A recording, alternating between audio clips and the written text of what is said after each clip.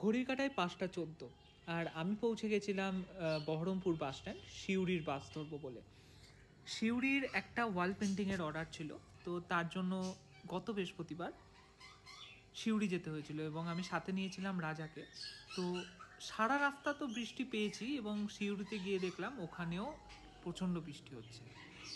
ছবি আঁকার শখ, ভালো কাজ করার শখ তো ছোটো থেকেই ছিল, আর সেটা আস্তে আস্তে সময়ের সাথে ড্রয়িং শিট ছেড়ে কখন যে ওয়ালের দিকে চলে গেল বুঝতেই পারিনি। তো যাই হোক, চন্দ্রিমা ম্যাম ওয়ালটাই বলেছিল যে গণেশ জননী আঁকতে, অর্থাৎ দেবী পার্বতী এবং কোলে গণেশ থাকবেন এরকম কোনো মূর্তি আঁকতে।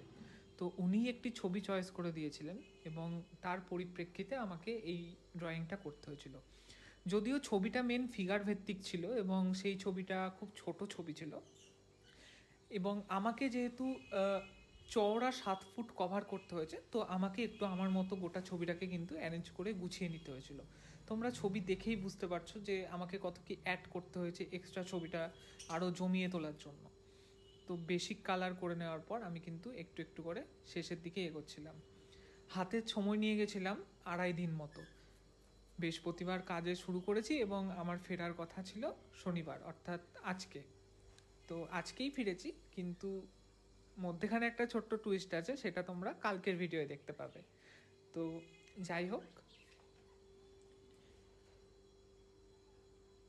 গাছ সিন আঁকা ছোট থেকে যেমন ড্রয়িং শিটের স্বভাব, তো সেরকমই কারখানায় ঠাকুরের কাজে যুক্ত হওয়ার পর থেকে কিন্তু ঠাকুরের পেছনের ব্যাকগ্রাউন্ড আঁকাতেও বেশ অভ্যাস হয়ে গেছিলো।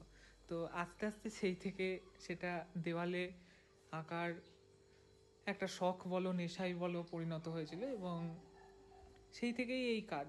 তো তোমরা হয়তো যারা আমাকে ফলো করো প্রথম থেকে, তারা জানোই যে আমি এই কাজটা মোটামুটি কিন্তু করি।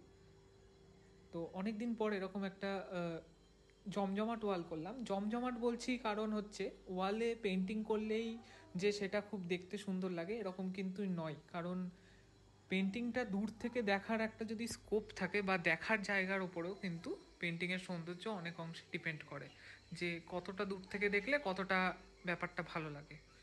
তো যাই হোক, এখানে কিন্তু সেটা ছিল। আমি তোমাদের ভিডিওতে সম্পূর্ণ দেখিয়েই দিচ্ছি যে ঠিক এক্স্যাক্ট কতটা দেখার জায়গা রয়েছে এবং দূর থেকে দেখে কেমন লাগছিল। প্রত্যেকটা ছোট ছোট ডিটেলিং করে নেওয়ার পর এবং চোখ এঁকে নেওয়ার পর এরকম লাগছিল। আর এটা কিন্তু আমার ওই দিন বৃহস্পতিবার রাত্রিরেরই কাজ দেখছো। সারাদিন কাজ করার পর এতটা হয়েছিল এবং অর্নামেন্টসগুলো কিন্তু আমার বাকি ছিল, পরের দিন সকালের জন্য আমি বাকি রেখেছিলাম। তো পরের দিন সকালে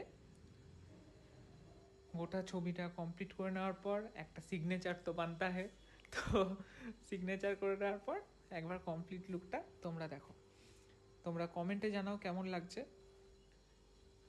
অক্ষয় তৃতীয়া অবধি আমার মূর্তির অর্ডার লোড কাজ নেওয়া রয়েছে, আমি সেই জন্য নতুন কারোর ফোন ধরছি না বা কোনো রকম কোনো অর্ডার নিচ্ছি না।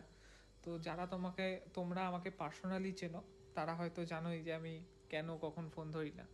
তো এই ছিল গোটা ছবির কমপ্লিট লুক। এবার আমি তোমাদের ওপর ছাড়লাম, তোমরা প্রচুর কমেন্ট করো আর ভালো লাগলে অবশ্যই শেয়ার করে দিও। আর এই ছবির স্টিল ছবিও আমি কিন্তু কাল পোস্ট করব। দেখা হচ্ছে পরের ভিডিওতে।